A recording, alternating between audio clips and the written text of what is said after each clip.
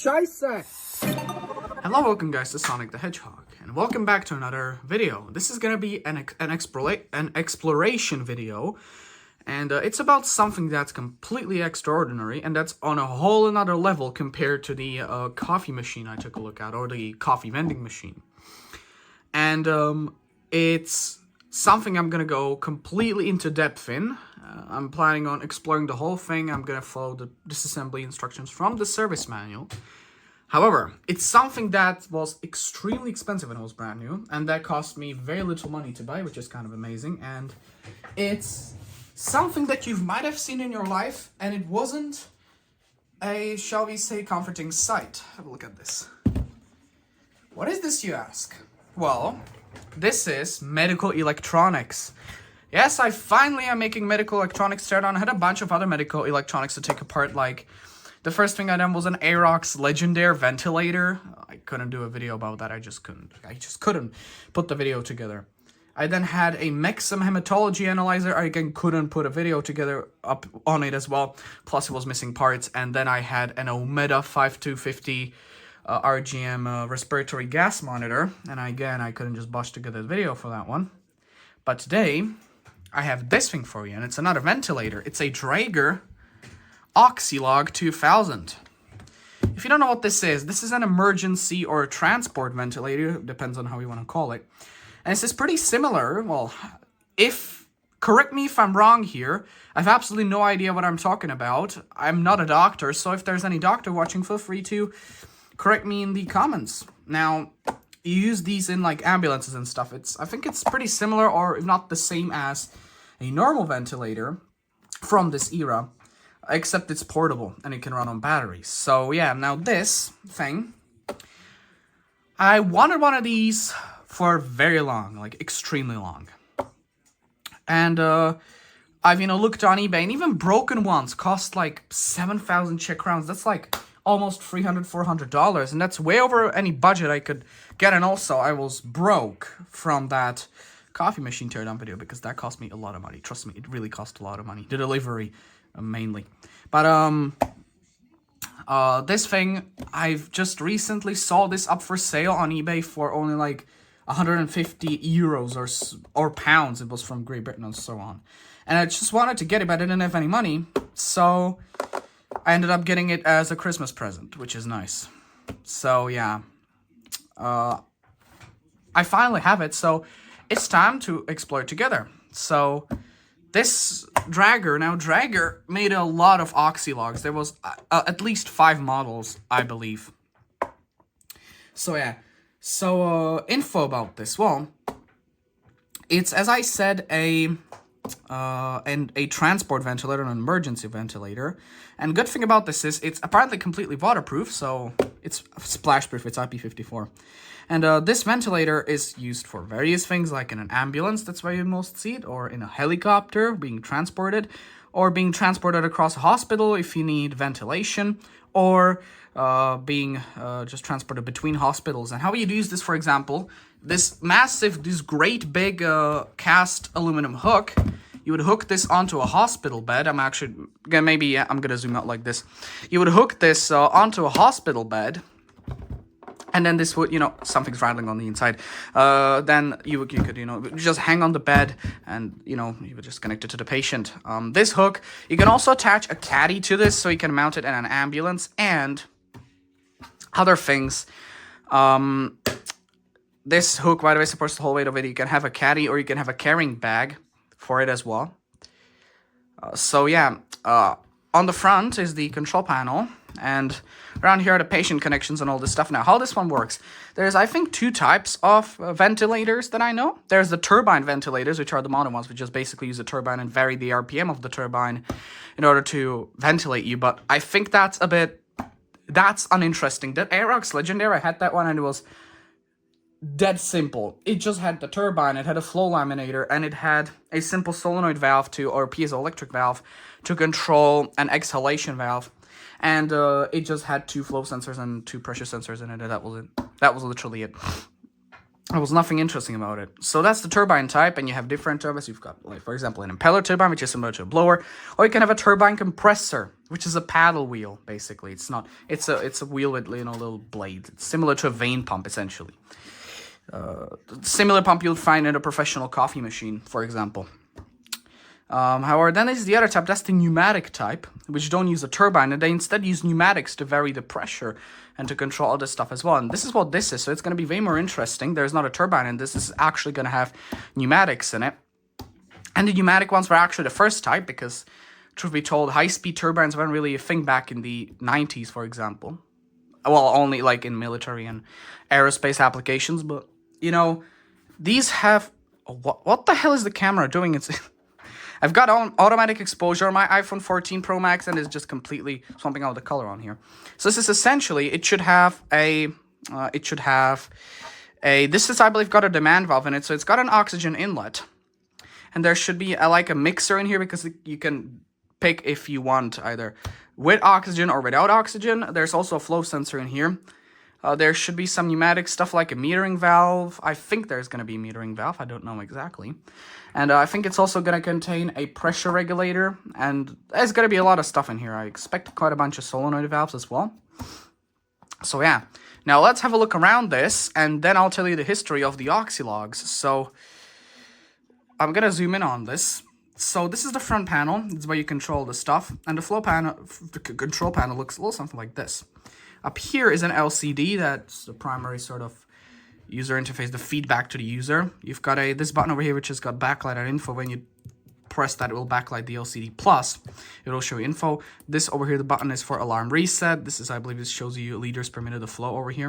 This is the alarm LED, and this is the charging LED.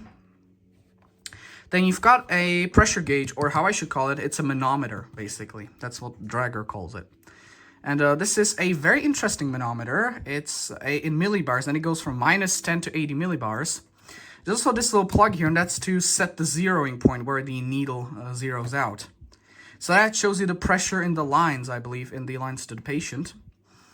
Then over here, there are two knobs. These are primary control knobs, because I've read the instruction manual, so I know what I'm talking about. This over here, this knob labeled FREC, is the frequency knob, and this is how many breaths per minute, I believe it is. Don't know.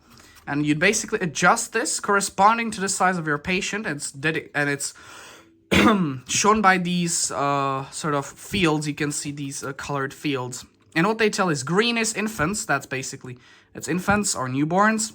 Blue is children, and brown is adults. And then orange is CPAP, continuous positive airway pressure, meaning it doesn't modulate the pressure. It just has the same pressure all the time.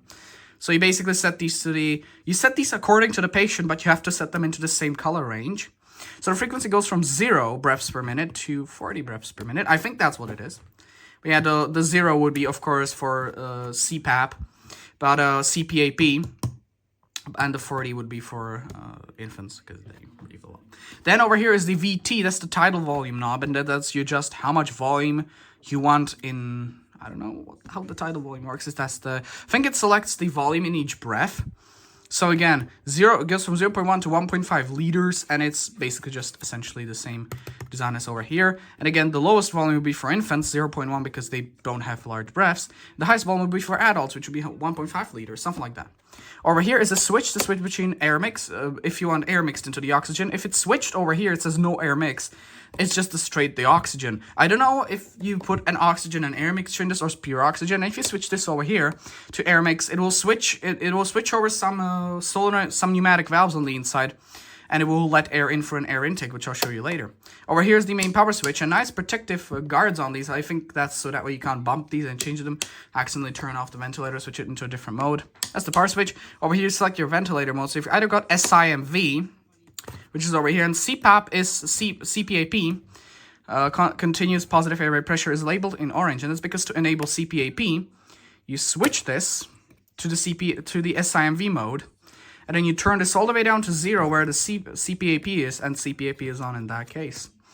And then over here, standard IPPV and SIPPV. That's the standard mode and SIMV. I mean, the manual says the IPPV is standard used, so yeah. I'm just saying what the manual said. And over here are some more adjustments. This over here is TI to TE. That's the ratio between the inhalation time and the exhalation time. Well, if you want to use medical terms, it will be inspiration time and expiration time. But let's just keep it simple. Hey, I've got no idea how to use this, so I have no idea how this works, so yeah. So this lets you select the time ratio between the inhalation and exhalation. So for example, 1, 2, 3 over here will be, for example, let's say like 1 second inhalation, 3 seconds exhalation. It's not like that. It's a ratio. It doesn't say the time. But that's what I'm saying. The green field right here, the green sort of dial right here, I think that shows the ideal ratio. So you can have 1 to 2, 1 to 1.5, 1 to 1, and 2 to 1. Again, shows the ratio between the inhalation and exhalation times. This is the Pmax. This is the maximum pressure will output. So it can go as low as 20 millibars or 60 millibars. And because this has got software 3.10, it can go up to 80 millibars. The software free could do the older ones. You only went up to 60 millibars. Then over here is the PEEP adjustment. I have no idea how that's. I have no idea what that means, but it lets you adjust in millibars, and it's actually kind of weird because when you turn it, it sort of gets lighter here and it gets tougher as far as you turn it. Then there's an end stop, and you have to push that down. Then it lets you go behind that into the black sort of dial. So don't know what that does. I think that's not a knob. It could be some sort of. It could be a gummed up potentiometer, or it could be like a pneumatic valve. Who knows? So that's about all the stuff we've got on the front. On the left is just an instruction how to assemble the ventilation valve. Over here, we've got the oxygen input. These connections are for the flow sensor. These are just basically, these are the lines you connect onto here. That's the flow sensing. There's, I think, a flow sensor in here. And then we've got the output to the patient over here. And then over here, this port is a very special, let me zoom into that. There's some sort of specifically made charger connector. That right there. It's got ceramic in it too. That's the charger connector. Then over here is a waterproof piezoelectric buzzer. That's what that is. I think it's piezoelectric. Then over here is the air intake right here. On this side there's nothing. And on the back we've got the battery compartment. We'll have a look into that later. It says do not block air intake. Don't know what this is, if that's like for grounding or I suppose. Medical devices usually have grounding, but this doesn't work with mains voltage, so yeah. And then over here is the label, so it's got a variety of certifications. AP54, the serial number is ARRM-00664. It's made in Germany by Dräger Medical in 2001, so it's 24 years old. Now though, let's have a look into the battery compartment. Actually, before we do that, let me tell you some history about this. History. There was quite a lot of Dräger Oxylog models, quite a lot. And there was, I believe, 5. The first ever Oxylog was, I'm going to put my hand up across this so it doesn't swamp out the color. The first version was the Oxylog, basic Oxylog. It was a tiny little device which was a pretty simple. It was just a simple ventilator. It was a simple, completely pneumatic ventilator. All it had was a pressure gauge and a bunch of knobs. That was a simple early emergency ventilator. Then came the Oxylog 1000, which was more complicated. It showed you if there's pressure on the inside. It also had alarms. And the most interesting thing about it is you look at it, it's got buttons and indicator lights. So you'd say, hey, it's electronic. Except it's not. That thing was still completely pneumatic. It had air logic. It physically had pneumatic logic in it to perform the alarm functions, measure the pressure, and so on. That was pretty cool. And I really wanted one because it looked just really cool. All pneumatic, except it's pretty much impossible to get. Then is the Oxylog 2000, which is this right here, which is an upgraded Oxylog 1000. It's slightly higher. It looks the same. And it's got electronics in it. This has actually got electronics. It's got pressure sensors in it, and it's actually got an electronically controlled flow chopper. The original Oxylog had a pneumatically controlled one, and the 1000 had as well. This is my most favorite model out of all of them because it combines both the eras. It combines the electronic era and the pneumatic era into one device. However, then the Oxylog 2000 Plus came, which just, it's not for me. Like, you look at it, it's got a display and a lot of buttons. You'd say, oh, Sonic, why didn't you get that one? That's going to be more full of stuff. Turns out the Oxylog 2000 Plus is completely uninteresting for me. It's just a bunch of valves and pressure sensors and a flow sensor. That's it. There's literally nothing interesting about it. And most of the pressure sensors inside aren't even connected. It's not interesting for me. Plus, it's really expensive. And then came the Oxylog 3000, which was very similar, except it had upgraded functions. And then came the Oxylog 3000 Plus. So yeah, this, I think, if you want a Dräger Oxylog for a teardown, go for the 2000 because it's by far the most interesting. But certainly don't go with the modern models with the color screens because those are just completely uninteresting. There is nothing interesting about them. So yeah. That's all about this. Now, I'm really happy with that I got it because it's very interesting and certainly I want to see what's on the inside of it. And again, if you're on an Oxylog 2000 for a teardown, if you're on an Oxylog, a Dräger Oxylog 2000 for a teardown, definitely go for the 2000 because the other ones are just completely on. I mean, the 1000, if you want only a pneumatic version, I mean, up to the 2000, they're excellent for interesting teardowns. After the 2000, the 2000 plus, 3000, 3000 plus, and so on, those are completely uninteresting, completely electronically controlled. What you'll find on the inside of there, it's essentially pretty similar to what you'll find in a high-end coffee machine. A high-end coffee machine will always have a flow sensor, a pressure sensor maybe, and some valves, and a flow sensor, and that's it. So yeah.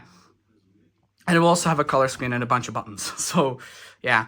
Now comes the time for the interesting part. So now comes the time for the teardown.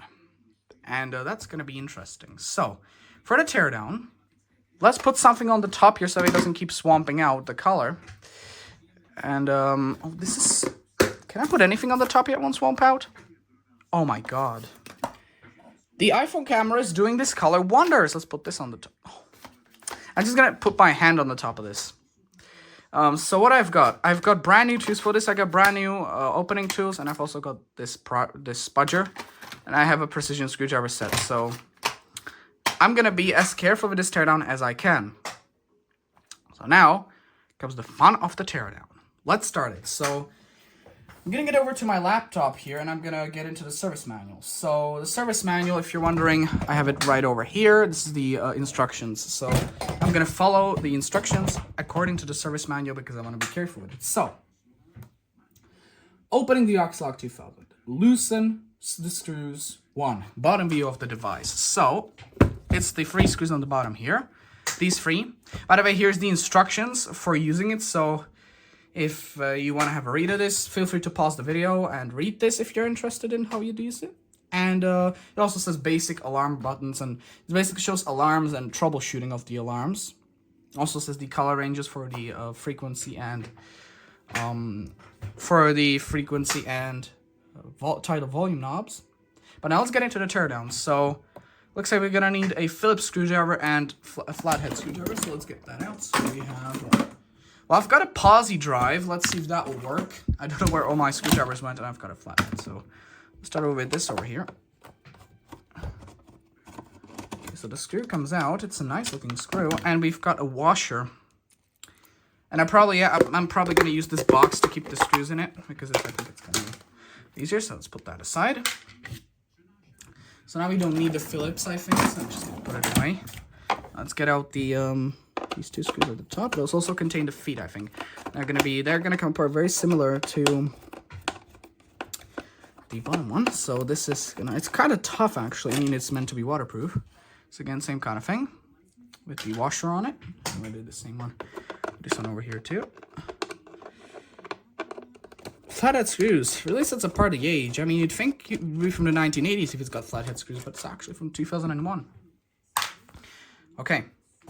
Next, up in here, or actually, before we take it apart further, we're going to have a quick look in the battery door. So let's unscrew that real quick. Let's open the battery compartment as well whilst we're at it. That screw out. I'm going to use a spudger to get it apart because I said I'm going to be professional today. So this just comes out. It's sealed with a gasket. And what we have in here, we've got the nickel metal hydride battery pack. What do we have? Oh, it's a replacement. It's Cameron Sino. 2000 milliamp hour, 7.2 volts DC nickel metal hydride. Plugs into here. We've got a simple fuse PCB. We've got a fuse. What does that say? Well, they say the fuse right here. It's 250 volts, 1 amp. Time blow. And we've just got a bunch of what looks like diodes or transorbs or something like that. There's also a bunch of connections going on to there. I think it's got some battery monitoring in it. It definitely has. It is a medical device, so it's got to have battery monitoring as well. Very interested to see the control electronics in this as well, how it's done.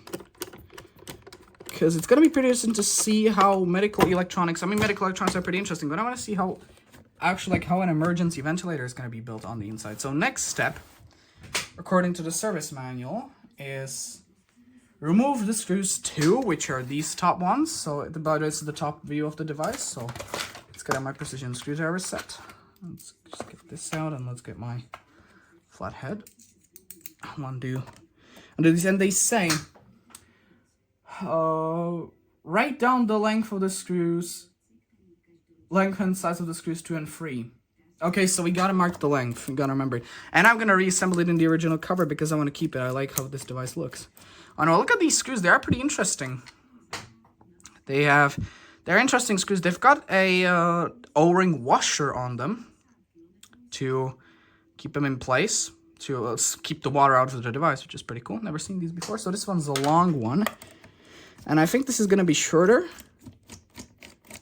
Yes, it is shorter. So the long screw goes on the back, the shorter one goes to the front center. Then it says, undo the screws 3, which are the flow sensor connections. So, or the flow sensing connections. So let's plug this. An interesting pneumatic fittings. It looks like it goes into like a pneumatic manifold in there. They've got a plastic ring to seal on the bottom, and they've also got an O-ring to keep the water out of the device. This is not going to reach, and this hose is virtually impossible to pull off. It's caked on there for quite some time. Do I have a better screwdriver? Yes, I think I have. I do have a better screwdriver for this. Here we go.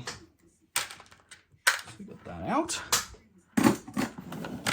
And now they say pull out gas connector. It's this one over here. Oh, that's in there tough. And again, look. So this is the input end. We've got an O-ring on there to, I guess, seal into the pneumatic assembly. Yeah. It looks into be a sort of... sorry, I accidentally stopped the recording. There seems to be like a sort of a brass, little gauze, a brass filter in there for the input. And if you look at it, it's got the O-ring for the input, and there's this little dent in here, which is where the screws go in. And the screws are not only to support the device, they're also to hold these in place, so that just goes in like that. And look how it's scratched up and worn down. I think, yeah, someone's definitely been taking this apart incorrectly. That's kind of sad, but yeah. And you've also got a O-ring in here as well to seal against the case. And I think the output port is going to be the same, yeah. Patient outlet. So again, the same sealing ring into the pneumatic manifold inside, or the pneumatic assembly. We've got a little crater for the screw to go in, and we've got another O-ring to seal against the case. We can have a look in there. Oh, there's quite a bit of space in there. Oh, look at the thickness of the plastic case. Check that out, it's thick. And I think it's meant to be blast-proof or something like that. Okay. So now we got these screws out. They say slowly pull out plug-in unit 6. Okay, so it looks like the whole lot slides out the front. At least that's what the service manual says. That's what the service manual says. So let's do that. So I'm gonna sort of position the tripod a little bit better. There we go. Now let's try and get this out. So, oh wow, that's in there tough. Jesus, that's in there really well. That's not coming out. Okay, I gotta think about this.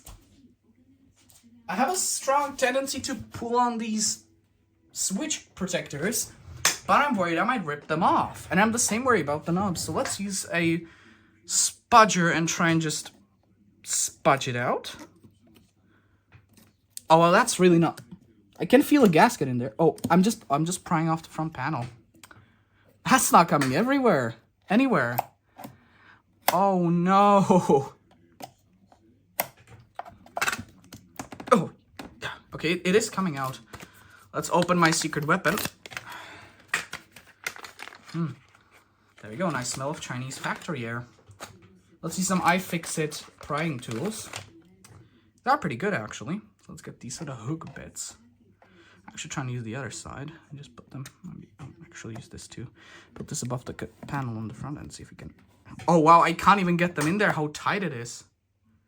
No, that's a lost cause, I cannot even use those. Because those won't fit in. So, is this how it's gonna... Oh, yes, it's coming out, it's coming out. Let's put some more pressure on this too.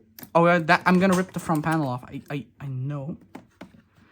Oh, yes, I can see it. It's trying to come out. It's just a little bit stubborn. probably doing this completely incorrectly. There's probably some sort of obscenely complicated way of pulling it out with all this stuff, all this hassle. There we go. There is a gasket. And here we are. We're in like Flynn, EV Blog reference. Oh my god, look at all the tubes inside. Okay. So this gasket is loose as a goose. I wonder, do I pull off the gasket? I'm gonna remove it just to make my life a little bit easier so it doesn't flop around in the breeze here. And then they say, oh, look at all the stuff inside. Okay, I'm getting really excited. So they say, disconnect cable connectors 7. So this one over here, they mark. I think that's to the buzzer. And this is, holy moly! Okay, this is getting very exciting. And I'll plug this connector on the back. That's for the battery. Wow, look at this. Look at all the stuff in here. Oh my god. Oh, wow. Okay, this is really cool. Okay, so let's put this aside for now. Let's have a quick look at the casing itself. This is what it looks like on the inside. It's metallized on the inside too. I guess to act as shielding. We've got the buzzer in the back there. It's a Sonitron buzzer. It's made in Belgium. It's a waterproof buzzer. It's an off-the-shelf one. Back there's the battery compartment. We also got a rogue bit of foam. Just pull that out. So this over here is the charging connector, and it goes in. The cable is glued in with what looks like epoxy, and it goes into the battery compartment. And if you look, you've got standard sort of distribution panel, waterproof cable glands in there. Then this comes out to the motherboard, and I think all the charging is done by the circuit board in there because the cable's just going straight in there. Or actually, I don't think so. I think there's charge control, maybe, yeah, because we've got a lot of cables going into there. So clearly, they just wouldn't put those cables in there for show. They're clearly doing something. And look at the mounting of this. So this handle, obviously, it supports all the weight of the ventilator. The ventilator is mounted via this, so it supports all the weight. Big-ass screws in here. And big-ass cast metal assembly. And look in here, there's a massive slab of what looks like aluminium in here. Just to hold it in place. That's quite overkill. I mean, it's a medical device. They are pretty overkill. Look at that, there's like the... Oh, that's that bond that was in the back. That metal sort of bit. What's that for? Because, is it a ground where... I said no. It could be. Well, there's nothing there. Doesn't seem to be any kind of cable going through. Nothing touching it.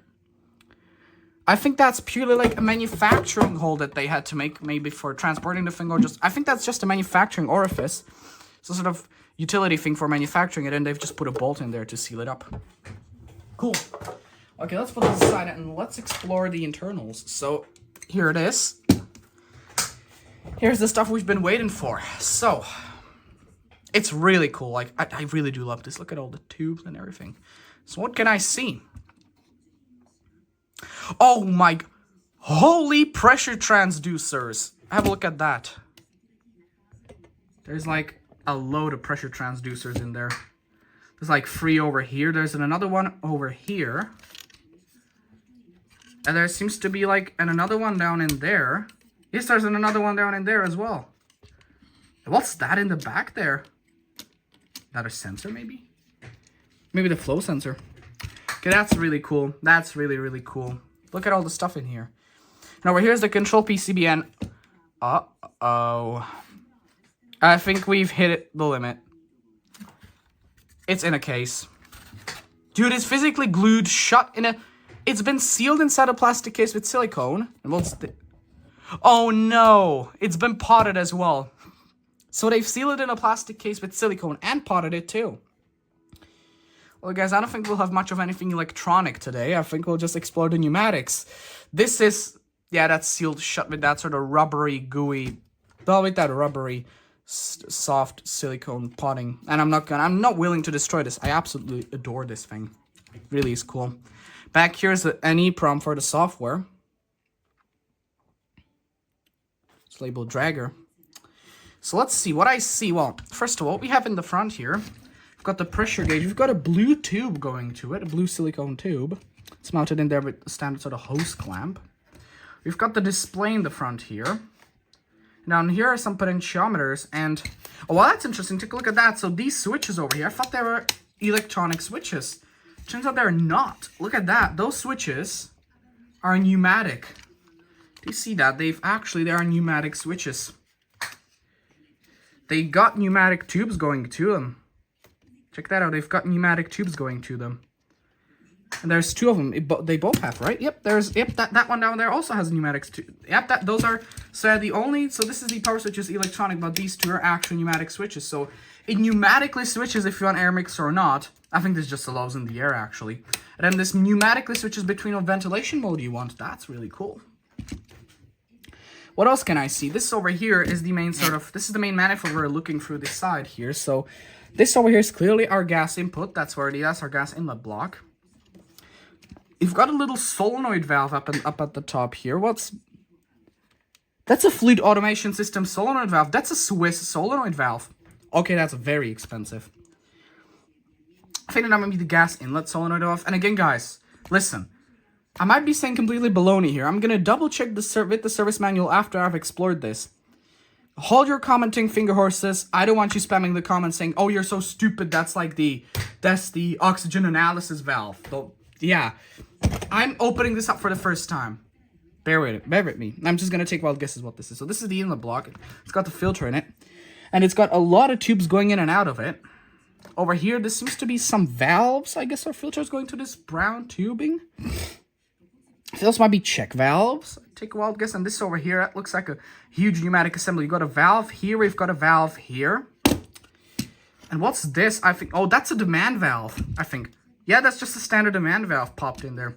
Just shows you how hodgepodge some medical devices are. This over here is I think, the gas input pressure regulator. What is this? Is that like a relief valve? No, I think that's the air intake. I think that is the air intake. What do we have? This is the pneumatic assembly from the other side. We've got a valve there. There's another valve down in there. And this over here, I think that's, yep, that's going to be an overpressure relief valve, I reckon. They've got this back here. We've got a motor. A geared motor. Looks like a Maxon motor. It's black and made of aluminum, so it's going to be Maxon. We've got a multi-turn potentiometer. Focus. And then we've got some gears. And there's a valve on the back there. Okay, so that's... What is that? Is that I think that's a metering valve. That's going to be a metering valve. Like flow control, possibly. What else do we have? Yeah, and the PEP knob, look at that. It is a massive block. It's got a massive aluminum block attached to it. So that's another valve. That's I think, a regulation valve. And then there's this black aluminum anodized manifold in here. And that has got two more fluid automation systems valves connected to them. That's that right there. And they're made in Switzerland, too. There's two of them. One's over here and one's down in there. What else can I see? Well, we've got some really nice looking, well, it looks like stainless steel fittings for the tubing. I mean, that's what I think they would be doing. Same are on the pressure transducers over here. And what is this? Some sort of filter? Oh, I think I know what that is. I think that's a flow restrictor. Now, if you don't know what a flow restrictor is, it's the exact same thing as a resistor, except it's pneumatic. It just restricts the flow. And that's what a resistor does with electricity. It restricts the flow of electricity. This restricts the flow of air or oxygen, and what this thing uses. And you can see these little dings in it. These little, how it's dinged and sort of pressed. I think the size of these dings, their spacing, and the number of them, I think, would determine the precise flow rate. That's what those are. Then over here, there's the control PCB. There's a sensor PCB on here. There's a gang or a stack of free pressure transducers right here. So there's that probably sensing for some stuff. This one over here also has a blue tube going to it as the pressure gauge. So I think it's maybe airway pressure monitoring, I'd say. And then there's down here, there's a differential one, and that could be sensing a load of things. But I think that one down there, it's the exact same as this one on the top. This one right here, except it's differential. I think that's maybe used to measure the flow. I think that's quite possible. And yeah, then down here are some potentiometers. The potentiometers for the adjustments. And those are also... I think those are also... Contelec. Yep, those are Swiss too. Holy moly. It's like a Swiss watch. Quite literally. So there's quite a bunch of valves. So this looks like maybe a main sort of pneumatic manifold to do the ventilation. This looks like an input manifold. They've got some sensors right here. There is like a pressure regulator, and then there's also the PEP adjustment, which is a pneumatic valve. Then these two switches are, of course, also standard just two pneumatic valves. Standard 2-2 pneumatic valves. switches basically, but pneumatic. Okay, so yeah, so now I think is the time that I study the service manual and we have a closer look at how this works. Okay, so I finally finished studying the service manual and I know exactly how everything works. Well, not precisely, but I do remember most of this stuff. I've taken a whole day to do this because after filming like all the videos up to this point, my throat got really sore. Plus, this is actually take 2 on this part because the first part didn't come out well. This whole thing, I was getting stuck. I kept forgetting things. And then when I was explaining the schematic, I messed it up a bunch of times. So here we are. Let's try again. So I've again studied the manual way more. I've taken a chill out. I've had lunch. It's better. And dinner as well. So yeah, because when I talk for longer than 40 minutes, my throat gets really sore. But now, I've studied the service manual, and let me tell you what all the parts are. So we'll start right at the at the gas inlet. And the first thing that we have on here, on the gas inlet part, right here, we have this. This is the gas inlet block, or as I like to call it, the gas inlet manifold. That's where the gas comes in. And if you look down in there, there's a small sort of brass gauze, a small sort of brass mesh in there. That's a filter. It's used to filter out the oxygen. Now, I don't know how you exactly use this because the cover of the Oxylog, the cover of the ventilator says O2 and air, O2-air. So I think it's an O2 and air mixture. And I think that makes sense because if you have no air mix, the idea of sending pure oxygen to a patient doesn't really work out that well. Nearly all anesthesia machines, for example, mix the gas with air and also nitrous oxide. So yeah, but let's get into this. So there's a filter in here that filters the gas from the gas tank, which you get with this. Now that gas tank, it's not a consumable, it is refillable. So if any kind of impurities get in there by any way, it will filter them out. From this point, it branches on into different bits. Oh, and coincidentally, this valve right here, it's absolutely not a part of this. Absolutely not a part of this. This is a completely separate thing. You might think that it's got like the valve element down there, it's self-manifold mounted on the gas inlet block. Well, you'd think that does something here, but it actually does something completely else. It's to do with sensing. It's to do with flow sensing. It's just mounted on there. It was a convenient mounting point. I think that's the logic behind Dräger engineers. But yeah, now here we got these 2 ports. There is a check valve in this one, and this one is, I believe, just a straight pass-through. Now, if you think this brass block right here, or whatever it is, I think it might be some treated stainless steel or aluminum, don't know. Aluminium, don't know, but this is actually a manifold on its own. And there's quite a good proof of that because these parts are interconnected in this. So clearly, this does have some stuff in it. It is a functional part, it's not just a mounting plate. But then the gas splits off into different ways. It splits off through this 90-degree quick connect elbow into a PAE hose, and that hose, you gotta figure out where it goes because it's not easy to see. On paper and schematics, it looks super simple. It looks super straightforward. But when you see this in front of you, it's very hard actually figuring out where it goes. But I think it goes down in there. Is it this one? Which one is it? Oh, it's this one right here. It goes down, and it seems to be goes over, and it connects onto this aluminum block right here.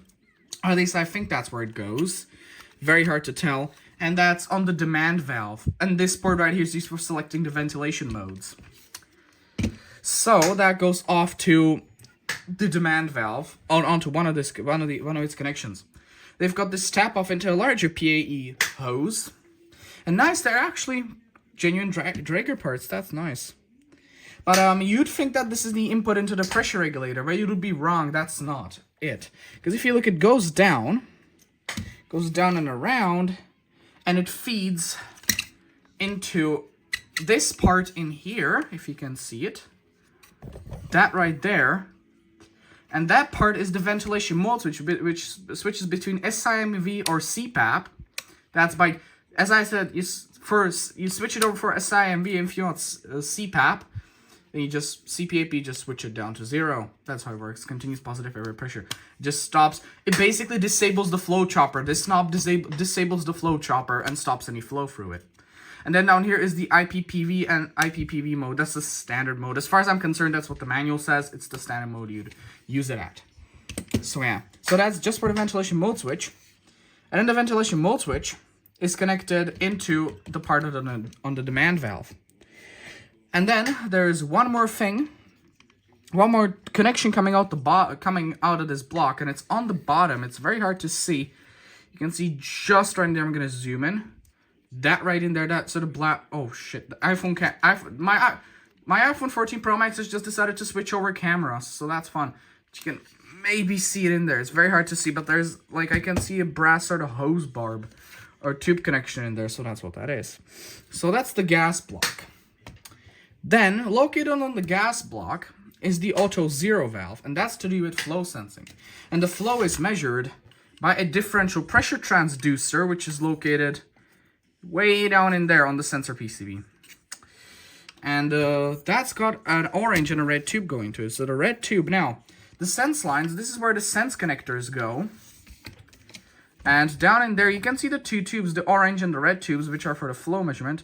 They go and they connect on there right next to each other in this orientation. So this block of metal is clearly redirecting it into these places, but as far as I know, it's using a differential flow meter tactic when, well, not really. It's measured by a flow restrictor. Most medical equipment, well, some uses piezoelectric flow transducers, which are just basically a precision flow transducer. If you've ever taken apart a coffee machine and you've seen that weird pump-looking part with a paddle wheel in it, well, that was a flow sensor, but it was something called a rotary flow sensor. The piezoelectric ones physically use piezoelectric crystals to detect the flow. And the other way that's commonly used is to measure it via a flow restrictor. And what you do is you have a flow restrictor, either a normal flow restrictor like these, or a coil of tubing, capillary tubing, a coil of capillary hose with a very thin diameter, and you connect a differential pressure transducer across it. You connect one part of the pressure transducer on the input, the other on the output, and then the pressure differential can be calculated into the flow depending on the flow through the tube, etc. Other restriction of the tube. So that's how that works. So it comes in through the red tube, and it goes in and it taps into the auto zero valve, into the P port on the auto zero valve. By the way, that's a fluid automation systems valve. It's made in Switzerland. Check it out. Made in Switzerland. Swiss great stuff. Swiss quality valves in here. It's like a Swiss watch. So yeah, and then it goes through this flow restrictor, and then goes onto, oh god, this thing's so heavy, onto one of the connection ports on the pressure transducer. Then the orange tube comes in, and there's a T on it, a T junction. You might be able to see down in there, that junction in there, that's the T junction, right there. And there's a blue tube connected on. Oh, sorry, I just accidentally stopped the recording, wanted to switch over to Zoom, and I accidentally touched the button, but yeah. So there's a blue tube coming off that T junction, and it's the tube which goes into here, and that goes into our manometer, or the pressure gauge, and that tells us the pressure in the patient tubing in millibars. So that's what that is. But then the orange tube mainly goes into the auto zero valve, and then comes out of the auto zero valve and goes down, and goes onto the other connection of the pressure transducer, if you can see it, of the differential one. That's the flow measurement system, and this valve is primarily used for zeroing out the pressure transducer for, I think, zero calibration, or when it detects a fault in the flow. I think the machine might try and auto-correct it by turning on this valve, which will ultimately short out. It'll basically short across these 2 points, because it's a free dash 2 valve. It'll effectively short the orange tube. Instead of letting the orange tube just go, the flow through the orange tube just goes straight out, because it goes in through the red tube. Instead of letting it go straight out through the orange tube, this valve switches over and it shorts it across, and it changes over the orange tube onto this T, and that's then let back, and it just circulates in this loop, and it effectively zeroes out. Once the ventilator knows it's zeroed out, it will switch off that valve, and it will then revert back to normal flow. That's what that is. So that's the flow measurement. Then right next to here, we've got our main pneumatic assembly. And that contains all the stuff which does the ventilation. So in here, there's a lot of stuff. There is the air inlet. This is the air intake, just a simple valve to stop to stop the water from going in, I think. Or I think that just opens whenever air is required. There is an injector in here, which is only enabled where you have the air mix on. When the air goes in over the injector and the injector injects the oxygen into the air and mixes it a bit better. Then on here we've got a safety valve. That's just a relief valve used for with an adjustment. And then on here we've got this valve. Now I gotta figure out how these are neat. Oh yeah, I just remembered.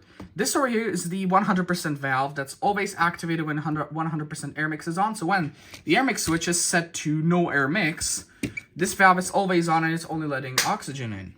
This valve on the back here's the pH valve, and I think it's something to do with the flow chopping. It is connected in series with one of the outputs from the PEEP valve, so I think that's something to do with the flow chopping, I'd say.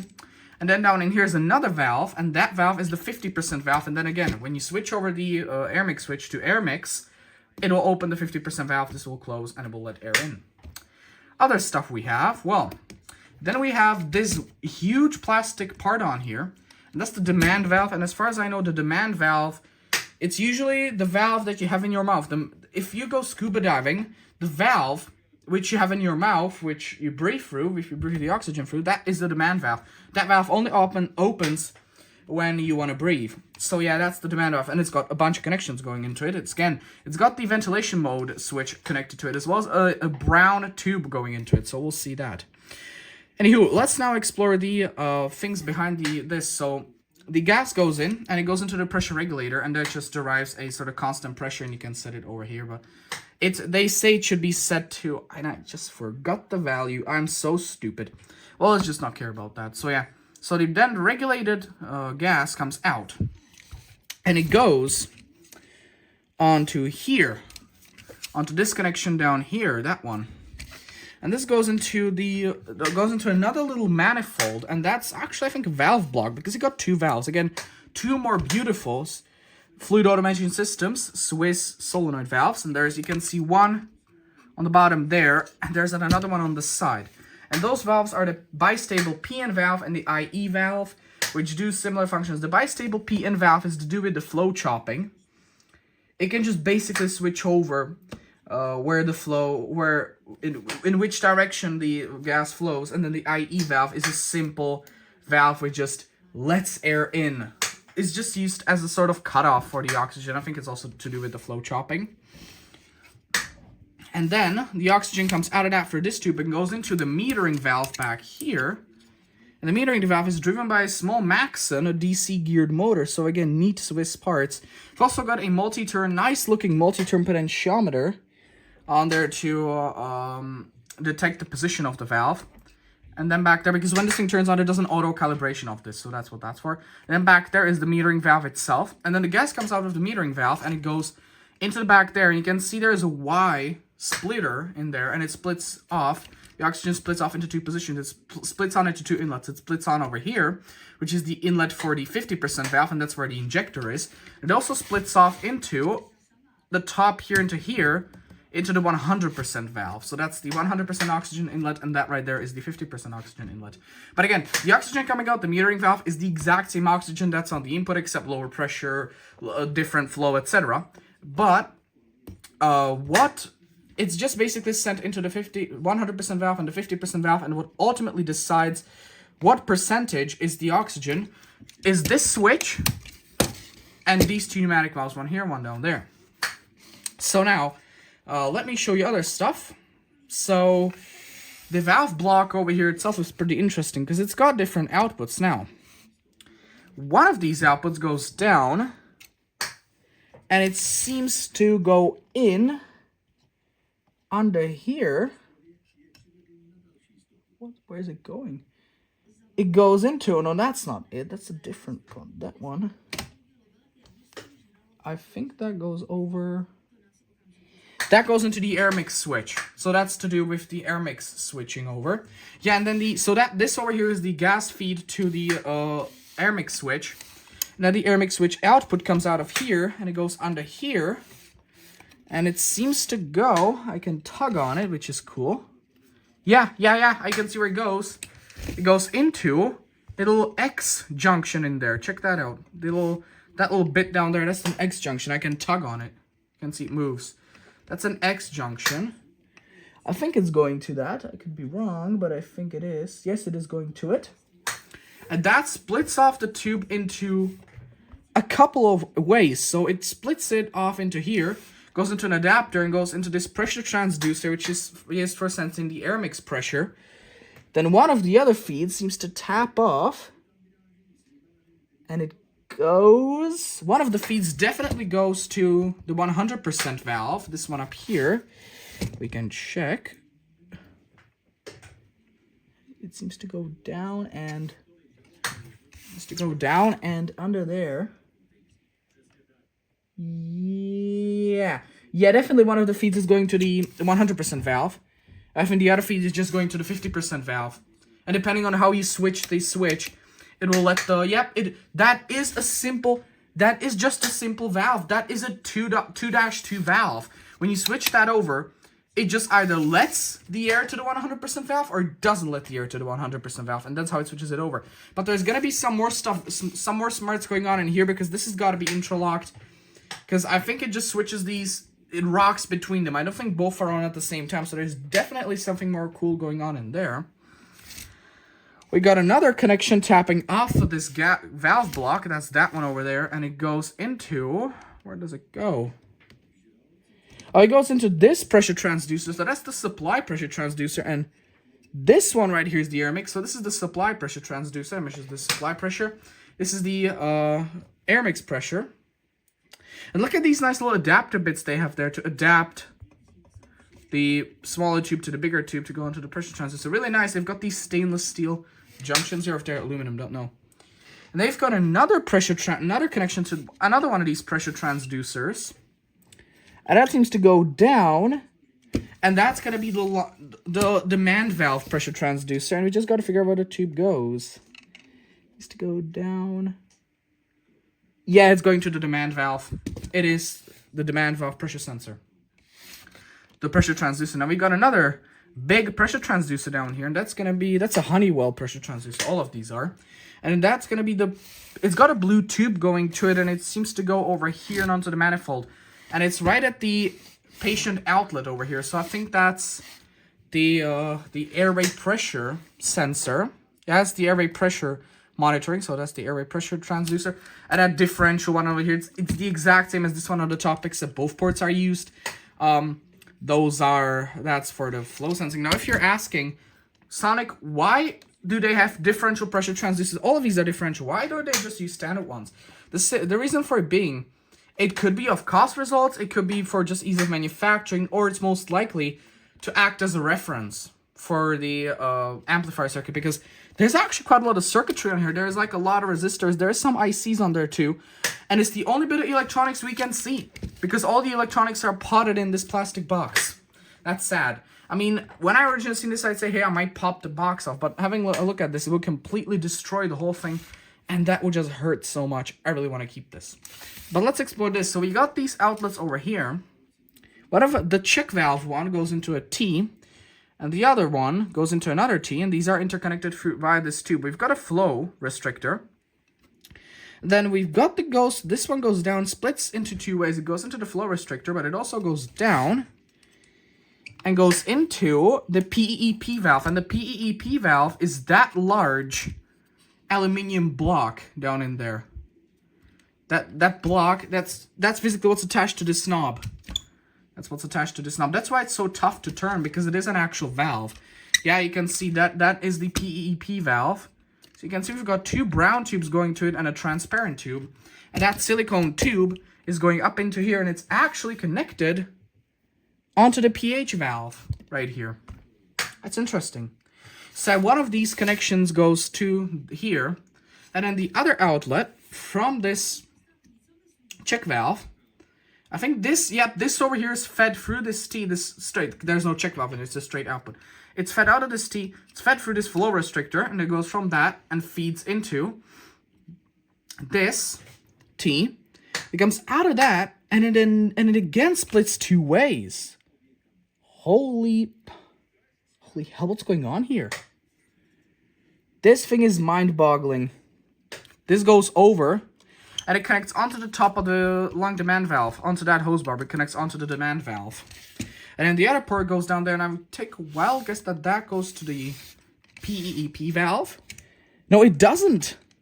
It goes to a little sort of block in there. Do you see that plastic block flapping around back there? Do you see that? What is that? Is that like a sensor? No, it's not. Well, it definitely isn't. There's 5 pressure transducers. That's it. Ah, that must be like a precision accumulator. Yeah, that's what the volume. Yeah, that's what the V on the schematic is. That is like a sort of little reservoir, little calibrated reservoir to have like a specific volume. That's kind of cool. That's really cool. Wow. That's the first time I see that. That's pretty cool. So yeah, but then we have another brown tube going off to that PEP valve. And I think it's this one up here on the valve block. So this one right here. Oh, I call it the valve block. It's got the solenoid valves on it, the 2 main solenoid valves on it. Dräger doesn't specifically say what it is, but I could call it a manifold, or I could call it a control manifold. Well, I'm gonna call it the valve block. Well, it's the control manifold essentially. So it goes off the control manifold, and it goes down. No, did I mess it up again? No. That again goes to the other port on that PEEP valve. Yeah, it does go to the port on that valve. Okay, that's cool. Okay, and did we explore everything? Is there anything more we could explore? Oh yeah, the ventilation mode switch. We could take a look at that. So the ventilation mode switch has got the inlet connected onto here, and the outlet goes straight to the demand valve. I think when you switch that on, I think it injects the oxygen. Yeah, that's what it is. I think it injects the oxygen into the demand valve, and I guess changes how the ventilator behaves. I think that's what it does. Yeah, it just changes what the demand valve does. That's pretty cool. That's what I love about this model. That's what I love about the Oxylog 2000. It does have electronics in it, but it's not too much electronically controlled to the point it's uninteresting. It's actually still full of pneumatics. Like switching over the air mix or switching over the ventilation modes. I thought it was just standard rocker switches, and I thought it was just using some solenoid valves, but no, those functions are completely pneumatic, literally. This is the only electrical switch on here. These two are pneumatic valves. That's really cool. So yeah, that's it for this. So now I think it's time to explore the schematic. So let's get the schematic in. This is the schematic for the Oxylog 2000. It also contains the electronic connections. So let's explore it. So this over here is our main controller board, and that's got some inputs and outputs. Its inputs are the tidal volume potentiometer, frequency potentiometer, I to E ratio potentiometer, and Pmax potentiometer, and the power switch. And its outputs are controls the auto zero valve, controls the MV, the metering valve, controls the IE, I to E valve. Oh, that's the valve which switches over the inhalation and exhalation times. I've just figured it out. That's the flow chopper. That's it. That's the flow chopper. That's what chops, that is it. That is the flow chopper. That's why it's a little bit IT. Okay, that makes sense. And then it controls the PN valve as well, which is bistable. Now this IE valve, it used to be bistable up to software 2.0. After that, it's monostable. And this newer software, it also allows more functions. Now this ventilator right here is the software 3.10. How do I know that is? First, it allows you to go up to 80 millibars. It's got a different It's got a different flow sensor pressure transducer, which I think looks neater. And it's also got the pressure gauge connected differently as well. So yeah, that's pretty cool. So yeah, and then this has got feedbacks: the supply pressure, the air mix pressure, the demand valve pressure, the airway pressure, and the flow. So let's explore how this works. So A1 is the gas inlet connection, and we've got the filter. That's just a simple brass mesh that we've seen. Then we've got a tap running off here that goes down, goes over here, up into here, and connects here. And that goes through a check valve into the IPPV/SIMV switch. That's the ventilation mode switch. And it also goes via a flow restrictor labeled R4. And that's actually not a hose, that's actually not a tube flow restrictor. That's actually a restrictor element. And I also forgot to show you something. There's a green tube coming off of the main control manifold, and it goes over. There's another flow restrictor on it. It's hidden over there, and it connects onto the similar position as the airway monitoring hose. Just what I mentioned that, because I didn't show it, so yeah. So that's just the tap running off there. So it goes from here via a flow restrictor, via a check valve into the IPPV/SIMV switch. But then after that, it goes through a pressure regulator, and it then goes three ways. It goes into the I2E valve, which is a standard 2.2 valve. It's a monostable valve, and that's the flow chopper. It goes up into the bistable valve, which can energize, lets the flow into the PEEP valve. It also goes down into here. It goes for the air mix/no air mix valve. That's the switch on the front. And then it also goes over here into the supply pressure transducer. But then, when the IE valve is switched on, gas is let in through the metering valve into this part right here. Now, it goes into here, and it splits two ways. It goes up into the 100% valve, the 100% valve, which is the valve we've seen on, which is the valve on the side of the manifold. It's this one right here has the 100% valve that just lets only air in. It also goes into an injector, and then it comes out of the injector and goes straight through the patient outlet port and into the ventilation valve, which is outside. It's the patient valve which you hold in your mouth. But then there's a pneumatic tap taken off the I2E valve, and it goes into the pH valve. So that what pneumatically activates the pH valve.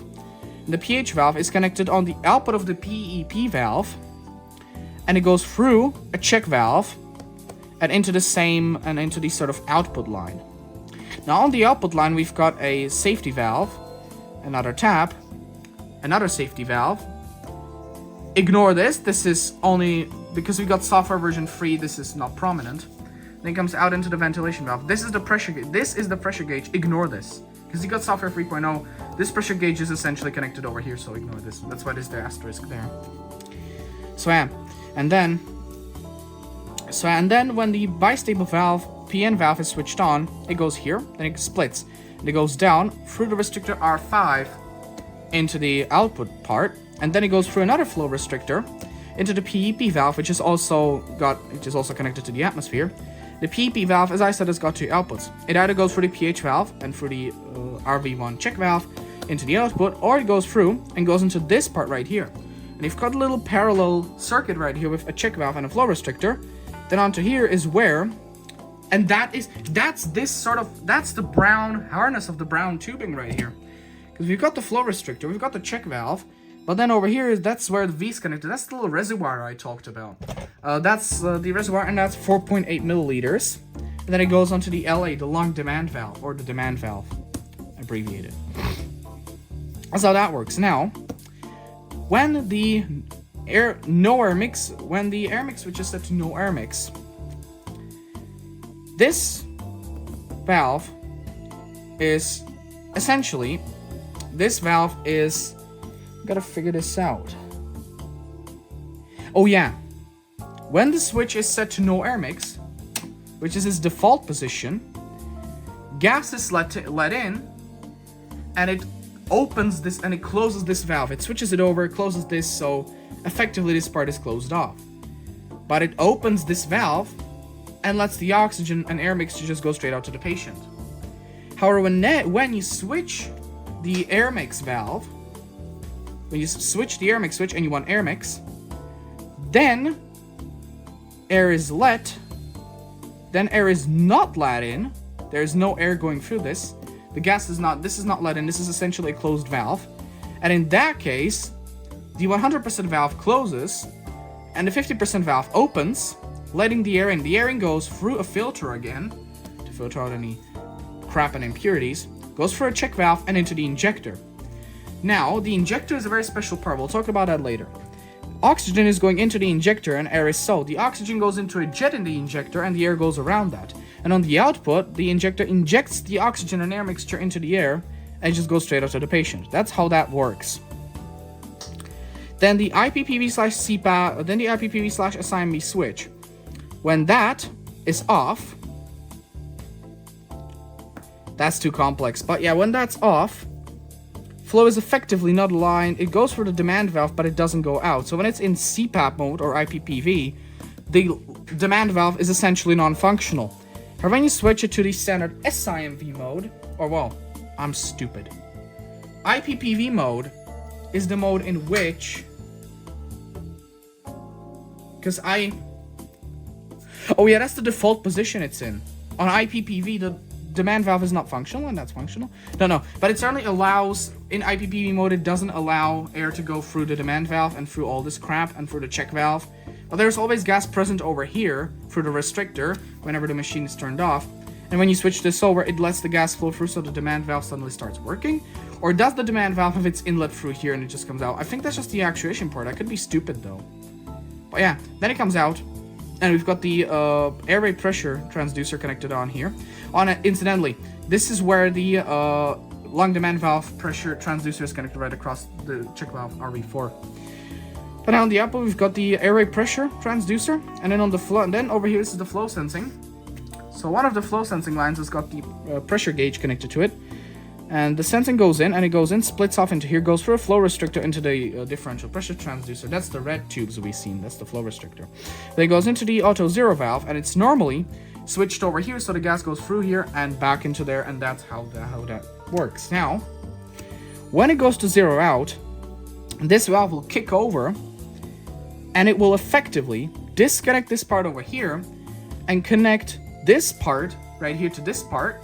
Effectively, this will become a short circuit across the pressure transducer, and that will cause the pressure differential to equalize out. It will equalize out the pressure differential, and then once the control PCB decides that that it's calibrated, it will then shut off this valve and it will revert to its original position and it will operate as normal. Boom. That's how it is. That's how the whole thing works. Well, not the whole thing, but it's genius. Genius. This is what I love. This is the electronics I'm looking for. This is what I'm looking for. Not any stupid, super smart circuit boards with a bunch of solenoid valves doing shit only controlling flow. This is the stuff I'm looking for. I'm looking for actual switches which you switch, and it does actual stuff, not only just turn on a solenoid valve. You switch over a lever, and it goes clunk, and you don't switch over a solenoid valve. No, you direct air through a tube, and it switches, and it rocks between two valves. That's just so ingenious. All this mess of tubing and all these parts, it's just so ingenious. That's what I love about it. This is really adorable. I really do adore this. This is peak engineering right here. This is peak German engineering. This is this is on the crossover of the 3000 era and the 2000 and the 1000 era of the Oxylogs. And it's half pneumatic, half electronic. Perfect. Works perfectly. This is really neat. However, when you just electrify everything, then it just becomes a fucking coffee machine, and there's nothing interesting about it. What's interesting about a bunch of solenoid valves and a bunch of sensors? Nothing. It's basic everyday stuff. You found the same stuff in a blood pressure monitor, in a coffee machine, in a gas boiler, in a heat pump. A heat pump is more interesting than the Oxylog 3000, let's say that. You'll find that in a washing machine, in a dishwasher. You'll find that everywhere. Even modern day fridges have pressure sensors in them. But this is, you won't find this everywhere. This is peak Dräger engineering right here. Now though, let's stop bragging about. Let me get my colored markers and let's start exploring how all the parts work. So now, here are my markers. It's time to have an in-depth explanation of how the entire things work. And we're gonna start with the gas input, which is this schematic right here. So the gas input, which is what we're talking about, is this block right here with these two check valves. Let's explore that. So, in there, I'm gonna show you how this works. So, I'm gonna open all these markers too.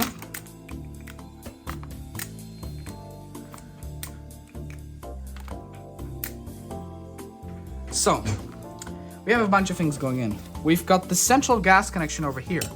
So I'll move the ventilator away because I need to have access to here. And this is where the O2 is injected. Then we have the patient outlet. That's where the air plus oxygen mixture comes out, or oxygen itself. So let me explain. Oxygen comes in and it goes into a filter. And that's used to filter out any kind of crap which might be might be in the way, which might actually block up the machine. From here, it can go two ways.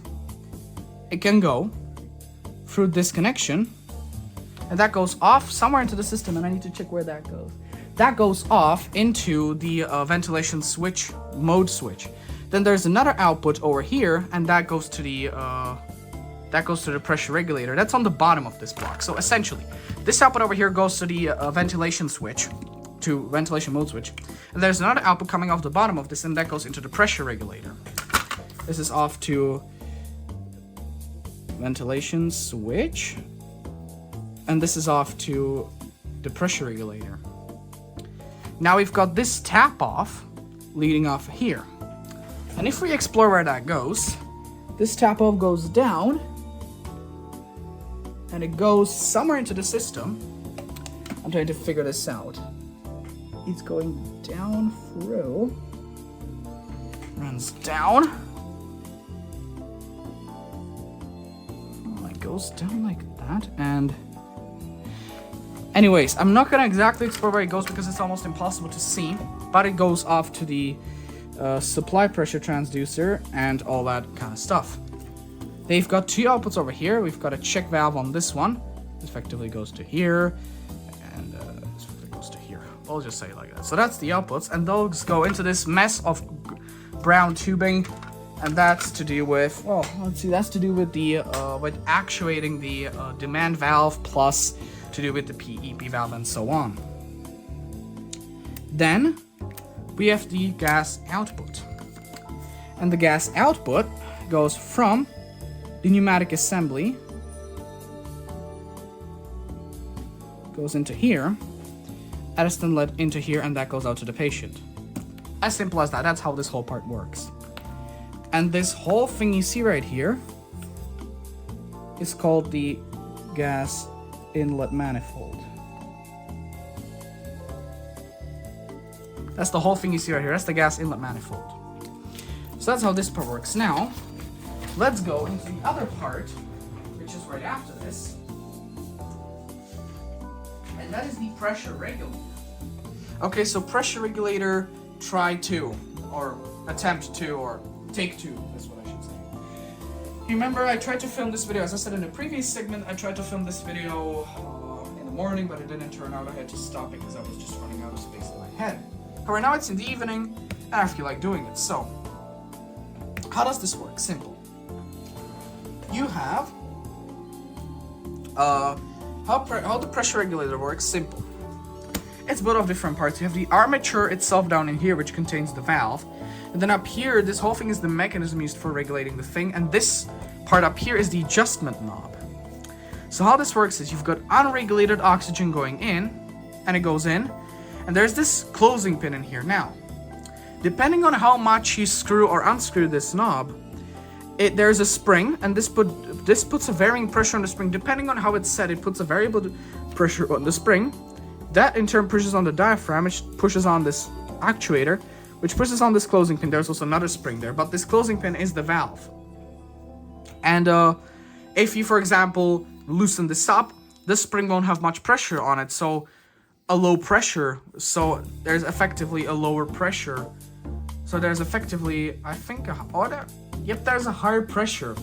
If this is loose, if the spring is loose, there's a higher pressure on the output. However, if you tighten it down more, there's more pressure on this valve, and it lets less oxygen in, and there's a lower pressure on the output. Boom, as simple as that. And this is self-regulating because this knob sets a uniform pressure across this spring. In turn, what it would do is, it would be just a valve, which would open depending on pressure, and it would just fluctuate. However, there's this other spring, which keeps it in a certain position, so when the gas flows in, this effectively acts as a sort of suspension, which takes in the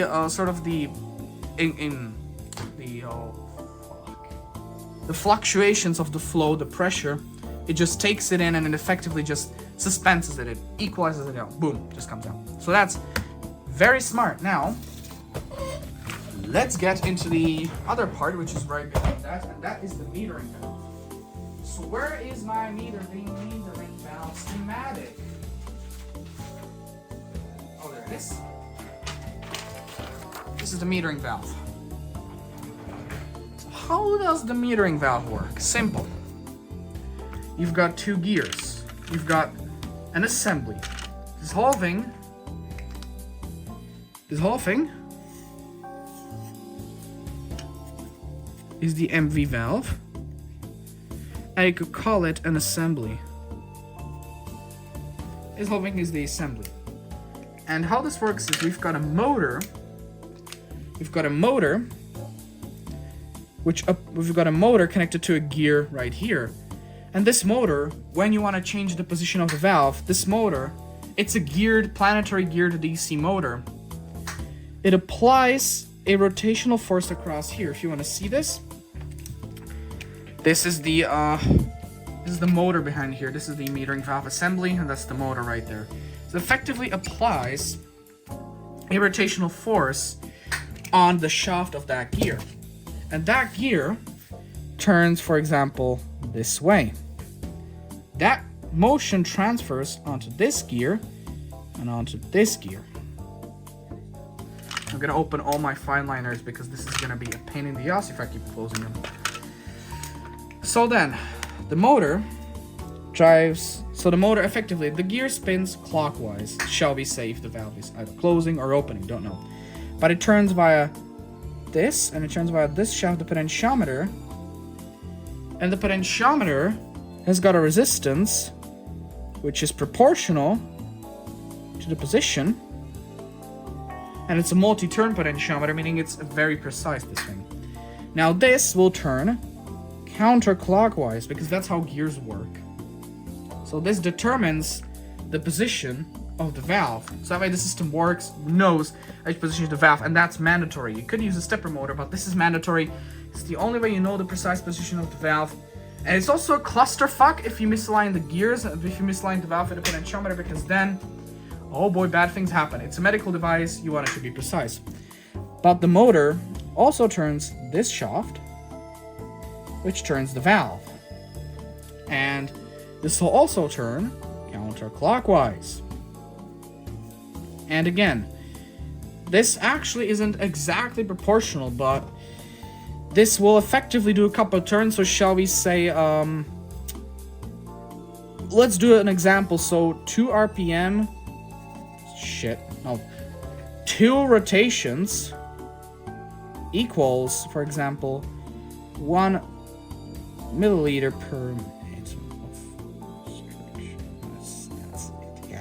So this will effectively, depending on the position of this gear, depending on how much you turn it, there's a little piston in here which will travel up and down, and that will regulate the flow. And what's good about this is, both of these gears rotate in the same direction. So ultimately the motor turns one way, but both of these gears, the potentiometer, which serves as an encoder, and the metering valve, they both turn the same orientation, meaning the system knows that it's going to be. Now this could be as smart as the metering valve having the same amount of rotations required to go from one end to the other end as the potentiometer, but we're overthinking this a bit. But this is how it essentially works. This is how the whole assembly works. It's a pretty complicated assembly. And how this works is regulated oxygen from the pressure regulator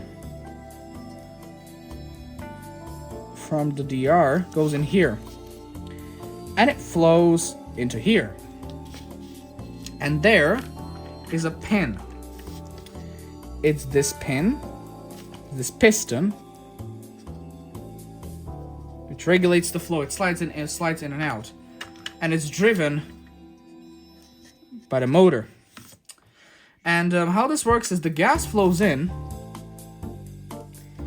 and there is an orifice, or it flows in, and this works very similar to an expansion valve in an air conditioner, because depending on because if the piston, for example, this regulates the flow, so let's say the piston can travel. If the piston travels left, the volume coming out goes down. However, if the piston travels right, the volume goes up. So depending on which position the piston is, the flow will come out. And then of course regulated flow will come out of here. And this is flow regulated O2. And I'm actually showing it as volume. I don't know how flow, I'm just showing it as volume. So this is how the metering valve works, basically an expansion valve in an air conditioner. So this is pretty cool. We've got a pressure regulator and a flow regulator in one. That's really cool. So that's how the metering valve works. This is just the piston design over here if you're wondering, but that's how the metering valve works. So now let's have a look at the pneumatic assembly. So the pneumatic assembly looks a little something like this. This is what we're looking at. So it's built of discrete sections. We've got the air mix valves, which is this one, and there's it's this one over here is the other air mix valve. And you've got the pH valve and the demand valve with the port for setting the ventilation mode. How does this work? Simple. The pH valve, as far as I'm concerned, I think it's used for actuating the demand valve. I could be completely wrong here. Baloney. Where is that? Where is the schematic? Oh, you idiot. It's to do with the PEEP adjustment. Don't worry about that. But let's explore the main things we care about. So this right here, and we're actually gonna maybe do it black. So this over here is the inlet from the 100% valve, and this right here is the inlet from the 50% valve. And this is actually very smart how this works. Now we'll ignore the pH valve for now, but how this works is this over here, the output of this assembly can go either for an outlet somewhere else, or the outlet that's actually right there. So the outlet, the patient outlet, so this over here is where the patient outlet is.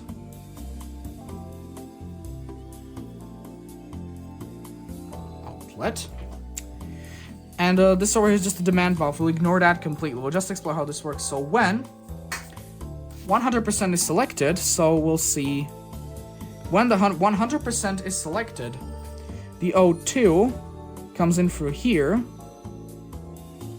and just exits straight out. And it's of course connected by controlled by the flow chopper, but the oxygen just comes straight out. That's it. However, when you switch over to the air mix mode, oxygen comes in through this port on the injector, and air is let in through this valve onto here. Both of the gases travel through here, through the injector body. The injector, this is the air going in, the green arrows, I should probably zoom in. The green arrows, that's the air going in, and the blue arrow is the oxygen going into the injector nozzle. And then it all comes out and it sort of swirls around and it mixes, and then coming out is should be a 50-50 oxygen plus air mixture. I got other stuff on here. We've got some more stuff like a relief valve.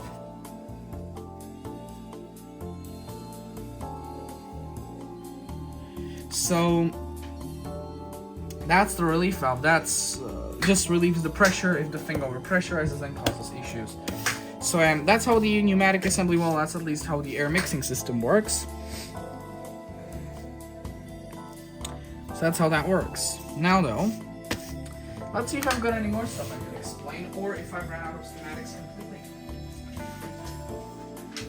Yeah, I've just ran out of schematics. Well, schematics I could draw on. So now let's get this out of the way completely. Let's now take a look at the last schematic of this video. That's gonna be this right here. And this is the fuck, my brain isn't working. This is the this is the schematic for the hosing connection. So this basically shows how all the parts are interconnected, and we're not gonna go too into depth into that, but this is how all the parts are interconnected in this ventilator over here. That's how they're all interconnected. It also shows which hose is which, and it shows this is the software version 3.10 or higher. So over here we have the sensor board, over here is the gas inlet, over here is the volume. This is the little reservoir we took a look at that was in the bottom. This is the pressure regulator. This is the front control panel. This is the IE. This is the control manifold, and over here is the metering valve. Up here is the pneumatic unit, and then that's the sensing board. That's it. That's as far as we go. So yeah. So I think that's it. That's all for the reverse engineering. Certainly. Now guys, one sort of thing I'm gonna say at the end of this video. Whatever you do, don't go hating on me in the comments saying you're an idiot. It's so simple. It doesn't work like that. Just be polite, okay? If I say something incorrectly and it doesn't work like that, be sure to correct me, but don't be an idiot in the comments. Plus, I'm sorry I didn't explain the ventilation valve, the demand valve, how the entire thing works, because trust me, this thing, see this? It's 10 o'clock, it's 22 o'clock, meaning it's, well, 10 o'clock in the evening. I'm dying to get this video finished. I'm also pretty motivated to finish it. And just reverse engineering this whole thing, it's impossible. Plus, I could just do it the good old-fashioned way and rip the whole thing apart, explore all the parts. But I'm not that kind of person. I'm just not the kind of person to carelessly rip these apart. I'm the kind of person when they find out, and I'm going to close my markers while I die, when they get a machine, a nice little sort of device, and they open it up, and it looks neat, well, I'm the kind of person who just keeps it together because I like the look of it. And you know what I do is for example, when I'm just bored, I sit in my bed, I open these things up, and I just stare into the abyss of tubes and try and figure out what everything does, and just feast my eyes on this, because I kind of like, truth be told, a mess of tubing, when a device is a mess of tubing and it looks neat and it's got neat parts in it, it's my fetish. That's why I love these things. But yeah, that's it for this video. So I'm gonna stick this back together right after I finish this video. I'm just gonna stick the cover back together, and I'm gonna omit the gasket. I'm still gonna keep it, but I'm gonna omit the gasket because it's just apparently it's just a pain in the ass to put back in. That's what I've heard online. So yeah, now that's it for this video. So I hope you liked it. Hope you learned something new. Hope you enjoyed it, and hope you like to go and embark with me on a journey to figure out what this is. So yeah, this is by far going to be one of the longest videos. This is going to be well over an hour. Like 1.5 hours is going to be. I'm going to try and crop out as much of the nonsensical bullshit as I can, but still. But anyway, that's it for this video. Hope you enjoyed it. Hope you liked it. And tell me in the comments what you think about it. And I'll see you guys in the next one. Bye bye.